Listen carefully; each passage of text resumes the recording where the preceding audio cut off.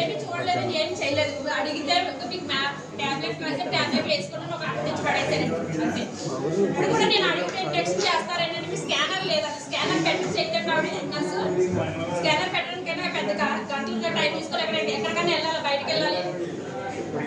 బాగా ఫుల్గా జ్వరం వచ్చేసి పేరుతో తట్టుకోలేకపోతాను, ఇంజక్షన్ ఇవ్వండి అని అడిగితే మీరు ఇక్కడ జాయిన్ అవ్వలేదు కదమ్మా, మీకు ఇక్కడ ట్రీట్మెంట్ జరగలేదు కదమ్మా, మీరు మాట్లాడారు కదమ్మా అని చెప్పిందండి. ఇక్కడ డాక్టర్లు వేసారు, నర్సు వేసారు. నేను వేసారని మేము వచ్చిన తర్వాత కూర్చోండి హాస్పిటల్కి వచ్చాక వేసారని కూర్చోబెట్టండి, అతను పురాణం కూర్చోబెట్టండి వస్తారు. యాక్సిడెంట్ అయిందండి, నా బాబుకి అటాక్ చేసిందండి.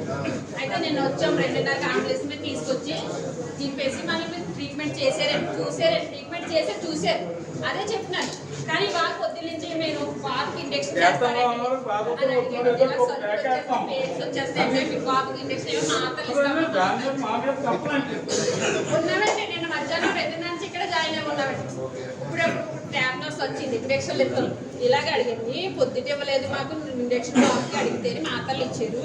ఇప్పుడన్నా కొంచెం చేతి జ్వరం ఫుల్గా ఉంది, పాపం తట్టుకోలేకపోతాను పెయిన్స్ అంటే మీరు ఇక్కడ జాయిన్ అవ్వలేదు కదమ్మా, మీకు ట్రీట్మెంట్ చేయలేదు కదమ్మా, నిన్న అలాగే గొడవడారు ఇప్పుడు అలాగే గొడవాడతారు అని అంటుంది.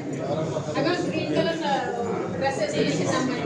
నిన్న అలాగే గొడవలే, మీరు గొడవలే పెడతారమ్మా, గట్టిగా మాట్లాడమని క్యాట్లు వేసేస్తారు అన్నాడు. మేము ఇలా